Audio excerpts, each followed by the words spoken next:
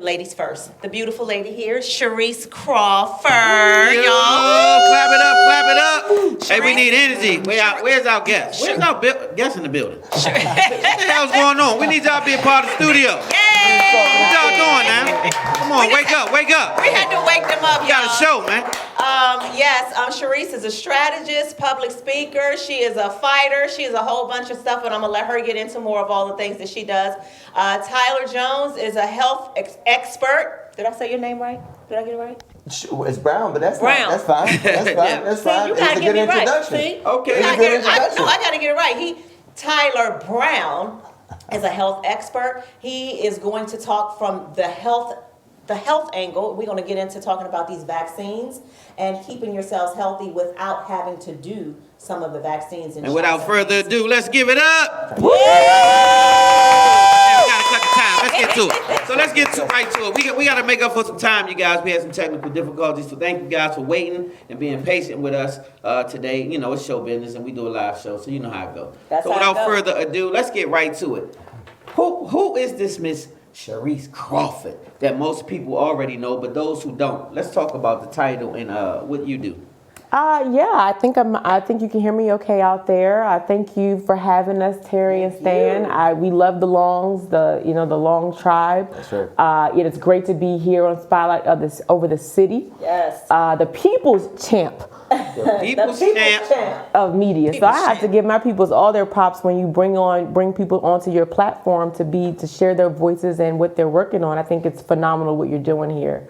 And so a little bit about me, currently elected to the DC Democratic State Committee. Some of you all may know me as the former commissioner in Washington, D.C.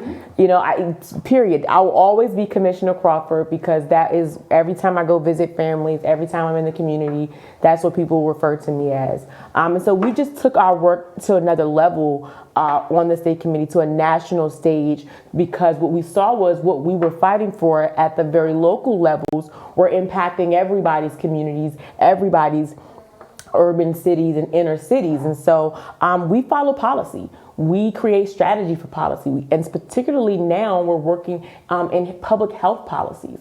And so we want to make sure that our legislation is equitable. We want to make sure it's fair. And we help candidates get elected around the country. You know, so we just came off a really big run with electing the first female vice president. How about that? Hey, Shout out. give it up for that one time.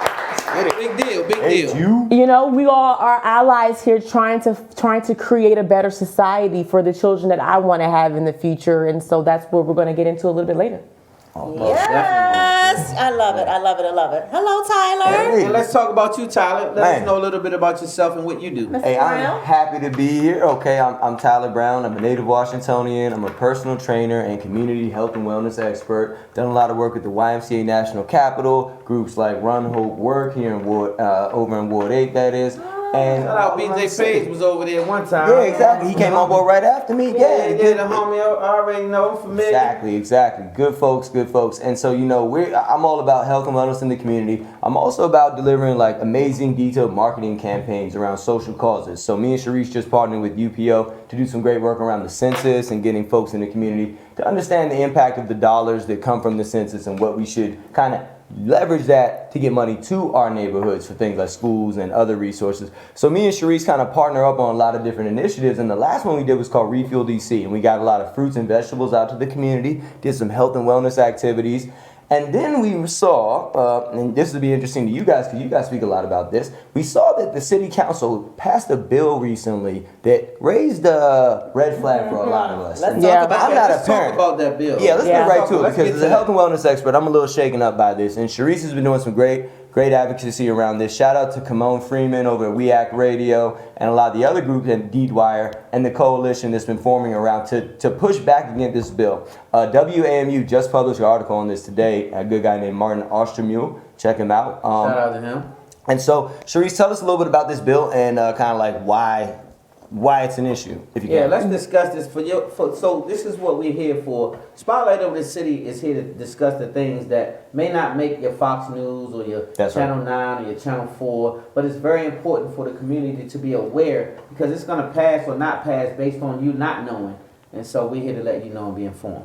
Yeah, absolutely, Tyler. I'm so happy that you brought that up and you're working on the opposite side of the health policies initiatives. But DC Council passed a very dangerous bill. You can look up Council Bill B230171. And what this bill does is it allows minors to consent to vaccinations without their guardian, not only consent, but without the guardian's knowledge. Right. Wow. Now, what age are they speaking on when you say a minor? The legislation particularly speaks to a minimum age of 11 years old. Right. They are saying that your 11-year-old, your fifth grader, that they're going to judge, some physicians going to judge if they have capacity to make a scientific decision for the future of their life.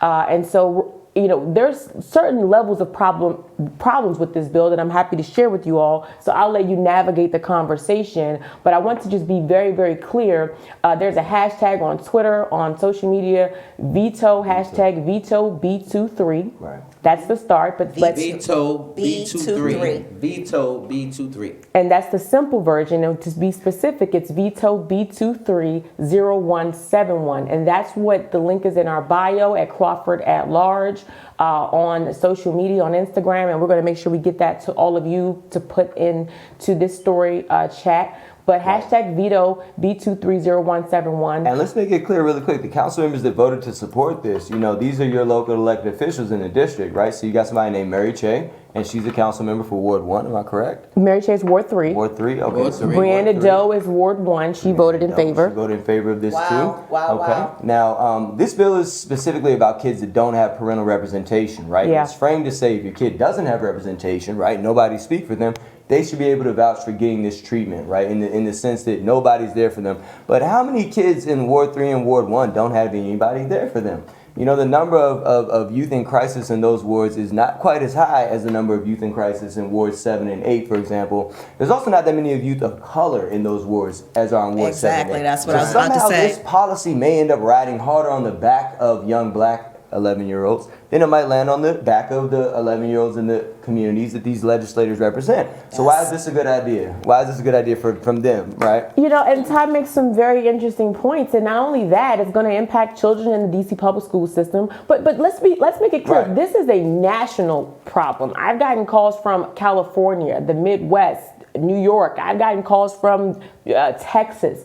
What people know is that the District of Columbia's policies set precedent for the rest of the country. That's exactly right. And So there that's is what we need to no know. other jurisdiction that has access, that gives access or guardianship to an 11-year-old to give consent. Now, the intent is significant. The intent is to say that if you are a child that does not have proper guardianship, but let's be clear, if you don't, the guardianship is the state. Right, you awarded the state. You become don't a So ward of the the bill state, needs to right? specifically talk so there should be about a social worker or the- somebody there to advocate, at least on the behalf of that young Yeah, person. because Am you I need right? to go At between. Yeah. You need someone. I Yeah. mean, there's no adults in any kid's life. What 11-year-old sits there and makes decisions about, their school policy and what there's an lunch they're adult. gonna have? There's an adult. And Thank you you. Right. hear Thank and you you. hear from the council, they'll say it's a public health crisis. They'll say they want to protect the vulnerable youth Right. to make sure that they're not denied access. They'll say that they don't want the youth discriminated against for parents for religious reasons. And so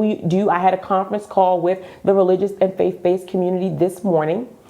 We talked for about an hour to figure out where's the faith-based organization, where's the response from that community on this bill. We stand for Sunday service. We hear from Trump's pastor calling the gods from Africa. But where is the faith community when parents are taking away the right to have a voice in the faith process? Where they at? And is this part of the bigger agenda that we see sometimes from the political realm and the entertainment realm to break apart the family bond, to take away the parent's ability to say, I don't want a vaccine for my child, considering that we're in a moment here when vaccines are being pushed all over the country. And Pushed. Yeah, of course. And Stan, you talk about this a lot, man. There's another agenda behind some of these government policies, right? Yeah, it's actually, so this is what we want to speak to, and I'm not going to speak on their behalf. I'm gonna speak on my behalf at that point. And before you go, because I just want to be very clear, our veto for this bill is not about anti-vaccination. Because I want to be clear. I know there Right. are people out there who are strongly, firmly no. And I also believe in the right to choose. I believe that children should not be preyed on. The bill in itself is predatory. So these are things that we're hearing from parents around them wanting to be a part of it. Yeah. You know, so and I'll let you go ahead, Stan, because I do want to share a little bit more about where we are and where we're trying to go. No, so Okay. actually, I want you to finish. I want you to touch on that because this I don't want to get too far into my little rant.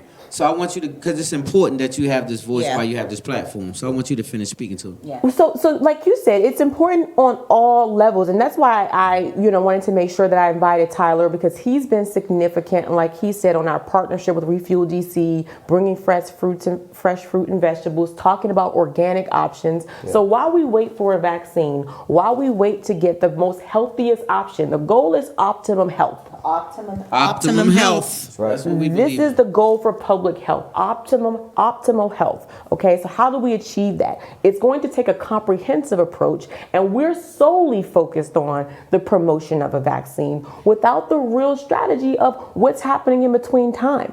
According to Dr. Fauci, there are 2 vaccines. So Right. you're telling me now that a young I gotta person take 2 shots. has Yeah. to take now 2 Yeah. So shots? does a young person have to consent to 2 shots now? I mean, 2 they- shots. And they said haven't need 30 started. days between this, a primary and a booster. So is this a young person has to consent to a 30-day procedure now? What type of things are we getting into with this legislation? Wow. And they haven't started on the trial vaccinations for the youth at all. That's right. And this bill authorizes a young person. There's a whole list that there's about 17 different vaccines on this list of approved vaccinations that this bill authorizes.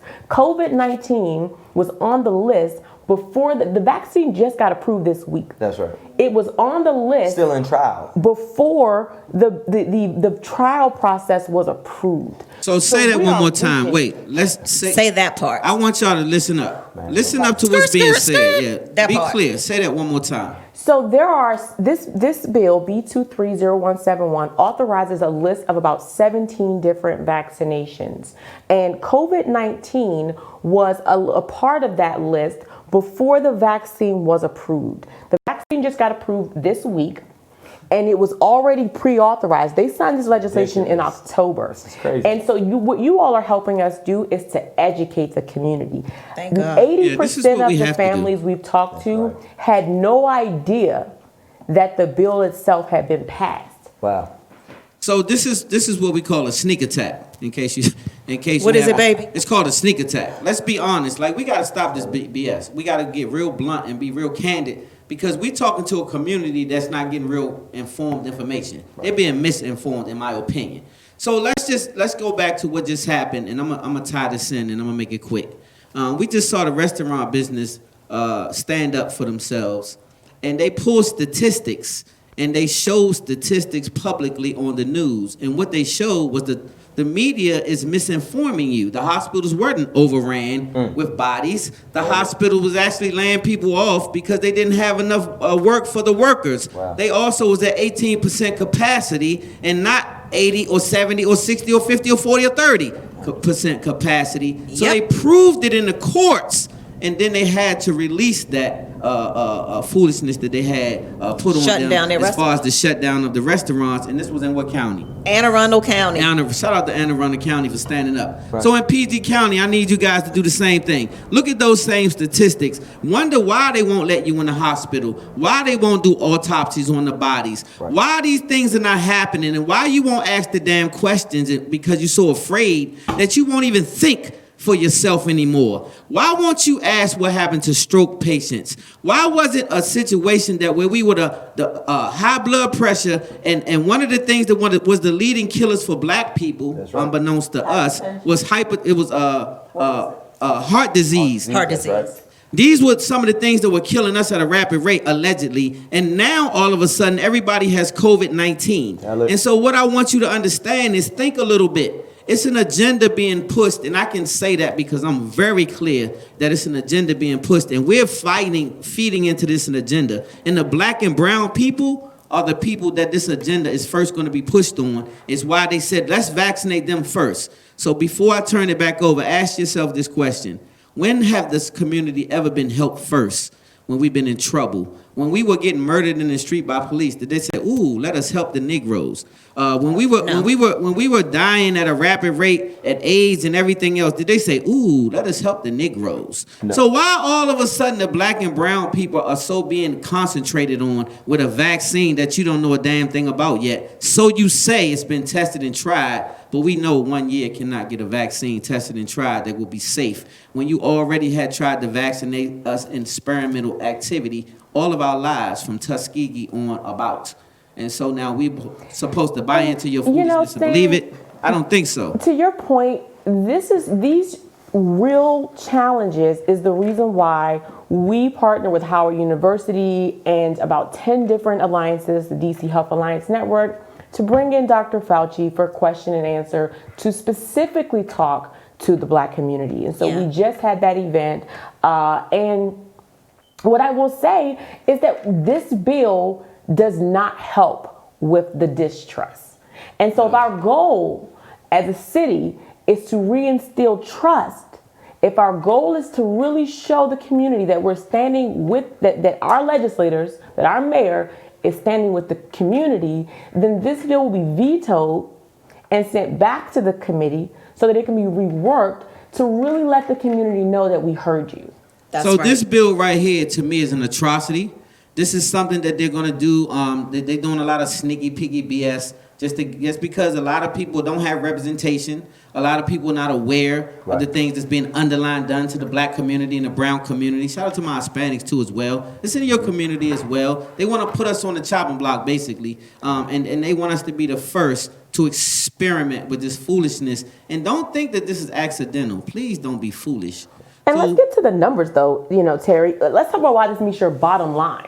Okay, they're having a debate right now over a stimulus while people are struggling to pay their bills. People are struggling to put food on the table. I know parents their souls are hurt not being able to put those gifts under the Christmas tree. While trying to maintain our mental health in the middle of a pandemic, we come out with this bill. Okay, this is impacting this. We've paid we American have paid taxpayers in tax dollars more than $3.3 billion due to childhood vaccines. That's right. Every single year, we're this paying is the this National money. Childhood Vaccine Injury Act, right? We can't afford to get this wrong. This is an act of Congress that they created to create reparations for people that were hurt or damaged by vaccines. Now, look how much money we've paid as taxpayers. And, pivoting to my little area of expertise, I just want to speak to some natural defenses against flu, coronavirus, and all the other viruses. Let's talk about that. Before you go into it, ask yourself publicly. You guys are the public. How come you haven't heard things on the news to give you things to overcome fear, things that can boost your immune, things that can raise your system up? The underlying issues. How come they don't give you these facts? So this is what we're going to address here with Spotlight. That's right. And it's a big reason why they don't do it. And it's because they make a lot of money off you having conditions that you have to go see the doctor for. Okay, the pharmaceutical industry works like this. Basically, your doctor's going to prescribe you something that the pharmaceutical company gives him a kickback to prescribe to you, okay? Yep. And that break makes him a lot of money, okay? The prescriptions he gives out makes him a lot of money. That funds the nice waiting room you sit in, funds a lot of the medical establishment that you see, all right? So that's one side of healthcare. That's health care. The wellness care. Do you notice that every time you don't have insurance, you don't need to be seen again? But if you do have insurance, it's always every 2 weeks or 4 weeks we need to see your ass back. Got you on the But we don't want to see you back if you don't have insurance ever again in life. Something that Tyler and I you better did, wake up. And we're going to share with you, if you follow the hashtag DC Wellness Initiative, connect with us. Tyler created what we call organic flu shots. Right. And I'll let you talk about the ingredients. It's a tonic that's been used for a long time, okay? And some old school folks might even do this with their, with the different hot tonics and other things you do. Yeah. But just speaking to the natural remedies and what a virus is and how it can even affect you, A virus can't survive out here in oxygen and just float around and attack you and just land on you while you're walking down the street. And most doctors know that and not telling you. Most doctors know that, and they're not telling us publicly. The idea of wearing a mask is a risk reducer, and so is social distancing, okay? So it reduces the risk of transmission, but it doesn't stop you from getting a virus, okay? The virus can't just float around in the air. That would be like a weaponized aerosol, like Agent Orange or something, okay? Which we would all have been attacked by now. There you go. There you go. So if this is floating around, so I just want you to relate to a little bit of the hysteria and paranoia that's happening out in the public as these things become social controls and get away from just being medical procedures. One thing that you can do to make sure that you're managing that is do your health and fitness protocol, okay? Eat some more plants, drink lemon water in the morning, try to give your body a chance to relax from some of the stress inside by reducing the amount of processed meats and preservative-based meats like bacon and things that you're eating, because it causes a lot of inflammation in what's called the endothelial lining in the blood vessels, okay? Now, endothelial lining is like the highway that blood flows down, okay? And if it gets too crowded, your blood blocks up and you get things called artery blockages and other things that lead to a lot of the aneurysms and heart attacks that plague people in our community. So it's really essential that you practice these natural remedies. One way you can do this is just by juicing. If you have a juicer, get yourself a lemon and juice the lemon, right? Get yourself a half a clove of garlic and juice a half a clove of garlic. Chop up just a little bit shorter than the thumb's length of some ginger, okay? And you're gonna blend all these up together, or you can just boil them down. You can boil these ingredients down